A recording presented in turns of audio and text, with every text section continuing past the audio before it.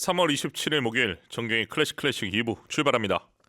매주 목요일에 만나는 클래식 살롱에서는 전문가와 나누는 클래식 관련 담소를 통해서 클래식 음악이 주는 즐거움과 재미를 전해드립니다.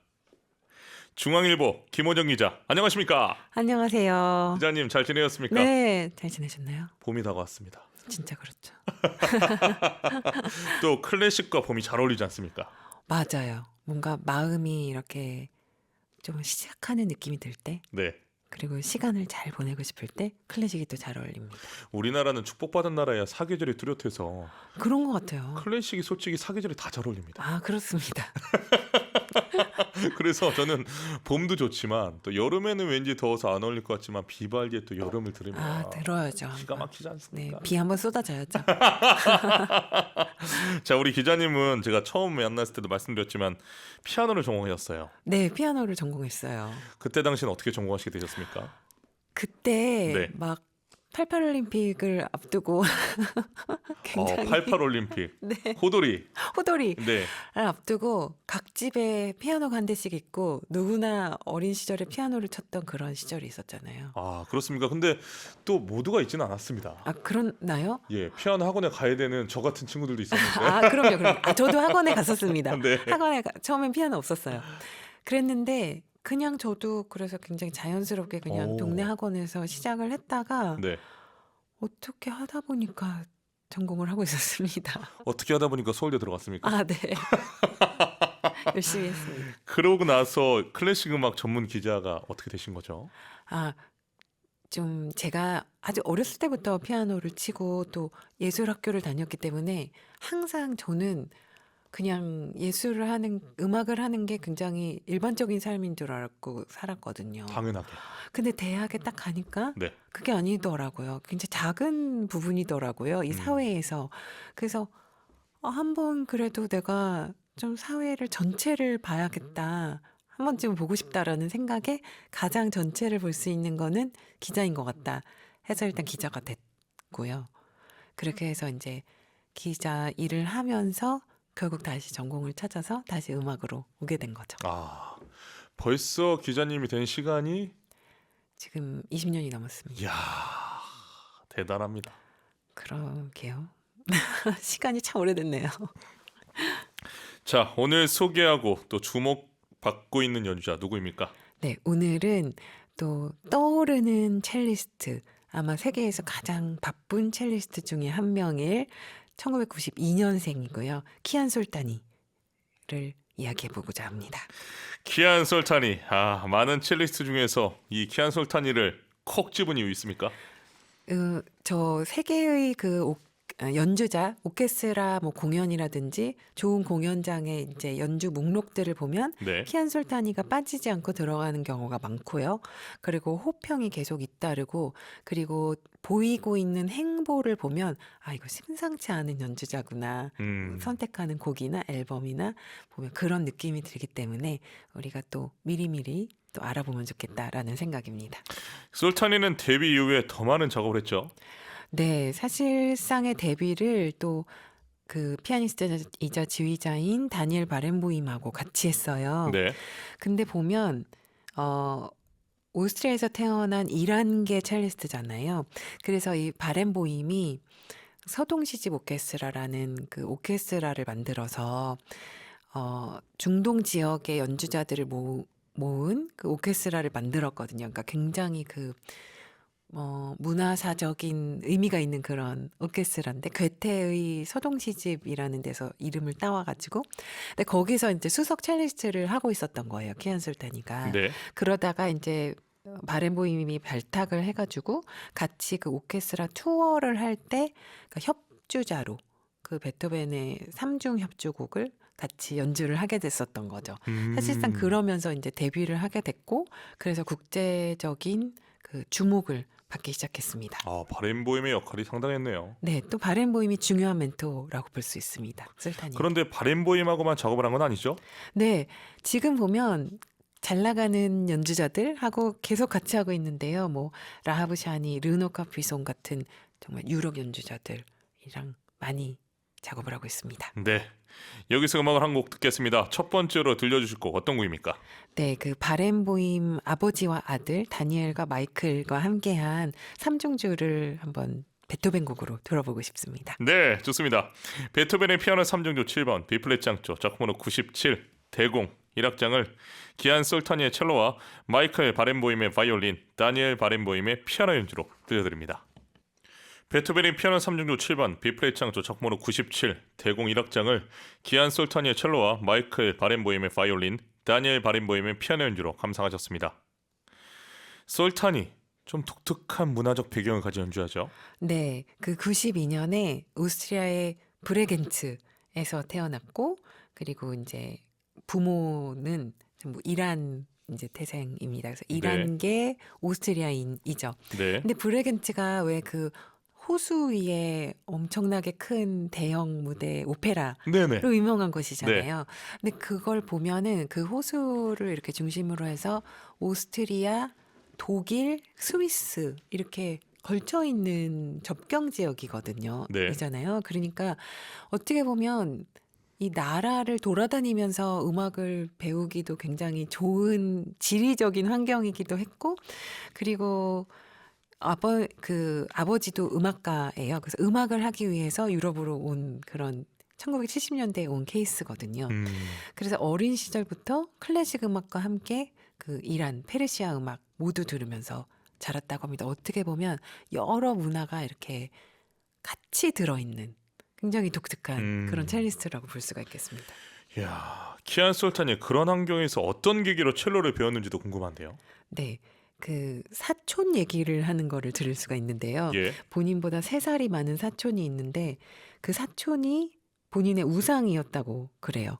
그래가지고 그 사촌이 첼로 하는 모습을 보고서 본인도 4살에 첼로를 시작했다고 그럽니다. 본격적으로 그렇다면 음악 공부를 한 건 언제입니까? 네, 그래서 보면 음악 공부도 오스트리아 태생이지만 뭐 스위스 그리고 독일 그리고 또 리히텐슈타인까지 걸쳐서 이렇게 계속 학교를 다닌 거를 볼 수가 있거든요. 그래서 처음에는 12살에 스위스 바젤 음악원에서 이반 모니게티에게 배우기 시작했고요. 그때 학교에서 집이 왕복 6시간이었다고 하는데 아버지가 차로 태워다 주면서 음악 공부를 시켰다고 합니다. 그렇군요. 네. 그 무스티슬라프의 가르침도 받지 않았습니까? 그 로스트로포비치의 가르침을 전수하는 그런 네. 모니게티의 가르침을 받았다고 알려져 있고, 그래서 굉장히 그 첼리스트, 좋은 첼리스트의 계보를 또 잇는 한 명의 첼리스트라고 볼 수가 있습니다. 그리고 나중에는 이제 2014년부터는 어떻게 보면 요새 예전에 정말 커티스 음악원이 되게 떴었잖아요. 네. 지금도 물론 좋은 학교지만, 근데 요새 좋은 연주자들, 젊은 연주자들 보면 독일의 크론베르크에서 많이 공부하잖아요. 그래서 키안 솔타니도 역시 이 트렌드를 따라 크론베르크에서 공부를 했고, 그때 안네 소피부터 재단 장학금을 받는 또 어허. 굉장히 그때부터 인정받아서 발탁됐던 그런 첼리스트였습니다. 국제음악 콩쿠르에서도 좋은 성과를 거뒀죠? 네, 2013년에 핀란드 헬싱키에서 파울로 첼로 콩쿠르에서 우승하면서 첫 이제 콩쿠르 데뷔를 사실상 했는데요. 예. 그때 새로운 세대의 첼리스트 중에 최고 수준의 솔리스트다라는 찬사를 받으면서 알려졌습니다. 그리고 라트비아, 크로아티아 같은 콩쿠르에도 계속 나가면서 이제 굉장히 눈에 띄는 그런 젊은 세대의 첼리스트가 되었고, 뿐만이 아니고 뭐 루체른 페스티벌에서도 상을 받고, 그리고 레너드 번스타인 어워즈 같은 것들도 받으면서 네. 콩쿠르와 또 상을 동시에 이렇게 수상하는 경력을 쌓았습니다. 그리고 같은 해에는 도이치 그라모폰과 계약하면서 네. 또 이슈가 되지 않았습니까? 네, 맞습니다. 사실 첼리스트가 막 솔리스트로서 엄청 각광받는 그런 또 장르는 아니잖아요. 약간 더 다른 악기에 비해서 조금 영역이 작다고 할까요? 그렇기 때문에 도이치 그라모폰이 이렇게 젊은 첼리스트를 골랐다는 점에서 또 굉장히 화제가 됐죠. 근데 데뷔 앨범이 아주 과감했어요. 어떻게 어떤 보면. 앨범이죠? 네, 왜냐하면 슈베르트랑 슈만의 음악을 넣었거든요. 예. 그래서 슈베르트의 뭐 아르페지오네 소나타 같은 거는 물론 첼리스트들이 많이 연주하는 장르지만 슈만의 그 가곡들을 편곡해서 음. 음반에 넣은 것이 굉장히 사실 신인이고 첫 음반인데 좀 무모한 도전일 수도 있잖아요. 근데 그거를 굉장히 과감하게 그리고 좋은 수준으로 만들어낸 것을 볼 수가 있었습니다. 이란 음악도 소개했습니까? 아, 맞습니다. 그래서 어, 그 레자 발리라는 이란 작곡가의 7개의 페르시안 노래를 거기에 수록을 했고요. 본인이 직접 작곡한 페르시아 불의 춤도 넣었습니다. 역시 데뷔 음반으로서 아주 파격적인 시도라고 볼 수 있죠. 그렇군요. 자, 그러면 이번에는 어떤 곡을 또 들어볼까요? 아, 그래서 아주 익숙한 곡이실 텐데 아르페지오네 소나타를 키안 솔타니 연주로 들으시면 굉장히 순발력이 있고 또 재주가 많은 첼리스트라는 느낌을 받으실 수가 있거든요. 그래서 그 아르페지오네 소나타를 추천드리고 싶습니다. 네, 소개해주신 데뷔 앨범에 수록된 곡입니다. 슈베르트 아르페지오네 소나타 도이치번호 821 2악장 아다지오를 첼리스트 기안 솔타니와 피아니스트 아론 필산의 연주로 들려드립니다. 슈베르트 아르페지오네 소나타 도이치번호 821 2악장 아다지오를 첼리스트 기안 솔타니와 피아니스트 아론 필산의 연주로 감상하셨습니다. 기안 솔타니 첼리스트로서 레퍼토리 확장은 어떻게 하고 있나요?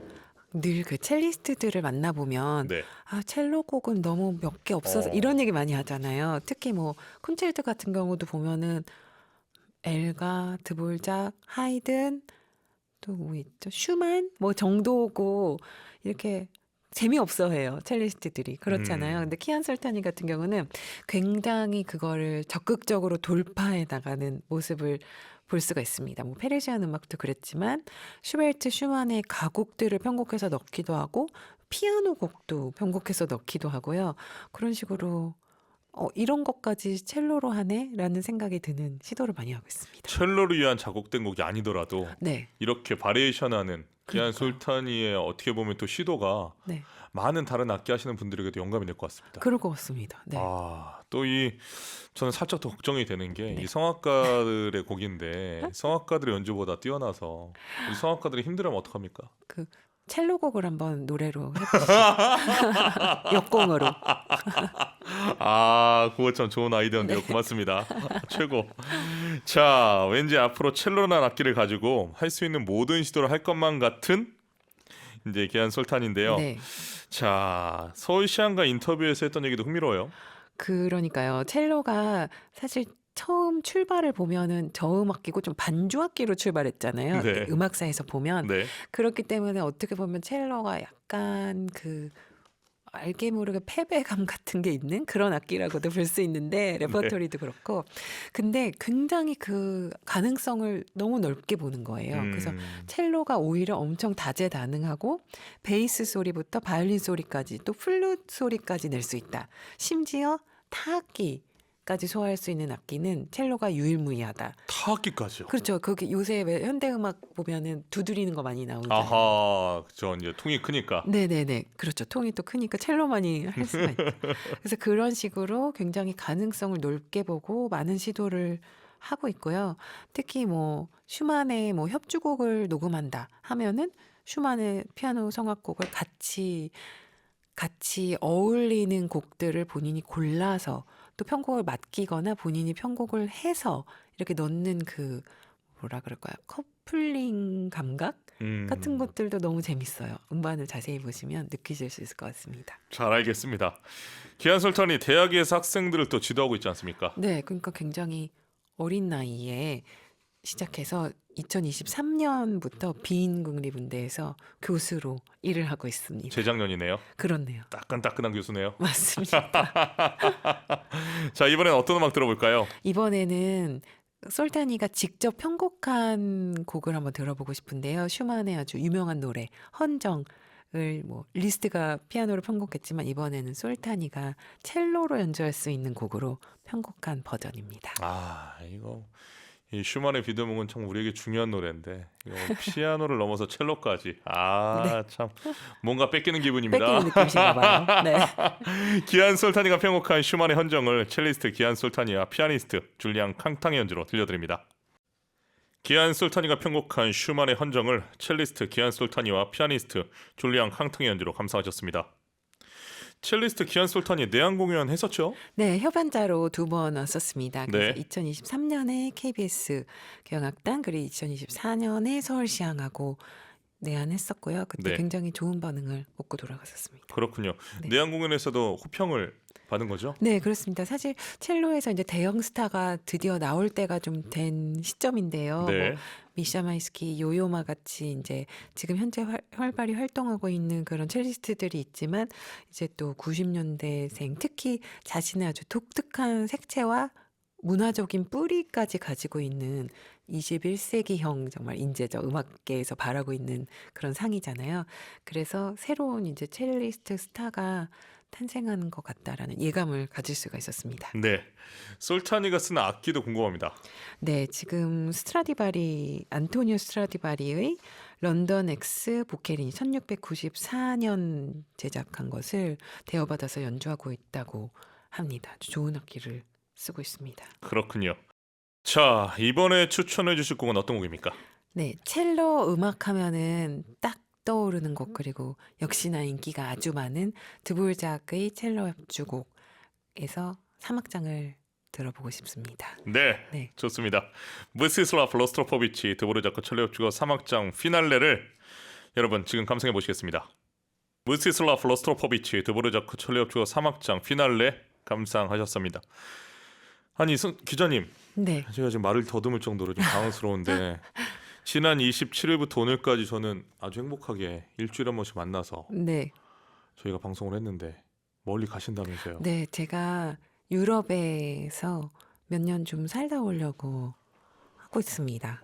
아, 이걸 슬프다고 해야 할지 부럽다고 해야 할지. 후련한 건 아니시죠? 아닙니다, 아닙니다. 어디로 가세요, 유럽? 저 벨기에 머물게 되고요. 네, 그러면서 이제 워낙 그 여러 곳이랑 같이 다닐 수 있는 곳이잖아요. 벨기에가 브뤼셀에 있는데요. 네. 그래서 여러 도시를 다니면서 공연도 보고 사람들도 만나고 음악가들도 만나고 그리고 뭐 여러 장면들을 취재해서 계속 기사도 쓰고 컨텐츠도 만들고 그럴 예정입니다. 야, 이제 클래식의 본고장 유럽에서 직접 보고 글을 쓰는 정말 생생한 현장 우리가 네. 생생한 기사를 만날 수 있겠군요. 네, 그렇게 하려고 합니다. 야. 많이 지켜봐 주세요.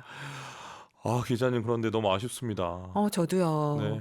이렇게 이제 4주 만에 네. 저를 버리고 버릴 땐 버려야죠. 야, 3년이면 거의 이거 유학인데요.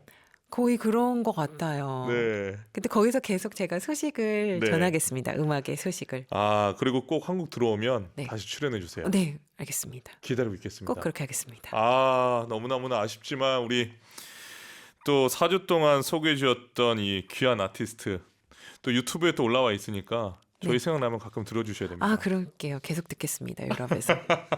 자, 오늘 마지막 곡으로 추천해 주실 곡은 뭔가요? 네, 오늘은 드볼작의 보헤미아의 숲에서라는 곡으로 마지막 인사를 해보고 싶습니다. 추천해 주신 이유 물어봐도 됩니까? 아무래도 우리가 드볼작을 계속 들었으니까요. 네. 그리고 또 그렇게도 볼 수 있겠네요. 드볼작이 또 정든 유럽을 떠나 미국에서 시간을 진짜 딱 3년 조금 넘게 아, 보내고 그렇게 연동시키는 겁니까? 돌아왔잖아요. 그러니까 저도 하지만 마음은 고국에 두고 네. 가는 드볼작처럼 떠나겠다는 말씀을 드리고 싶습니다. 이야, 앞으로 안토닌 김호정이라고 부르겠습니다. 아, 그동안 함께해 주셔서 정말 고맙습니다. 네, 불러주셔서 감사했고 너무나 즐거운 시간이었습니다. 아, 벨기에에서 소식 자주 전해주시고요. 기대하고 있겠습니다. 감사합니다. 몸 건강히 다녀오세요. 감사합니다. 감사합니다. 목요일에 만나는 클래식 살롱 중앙일보 김호정 기자와 함께했습니다.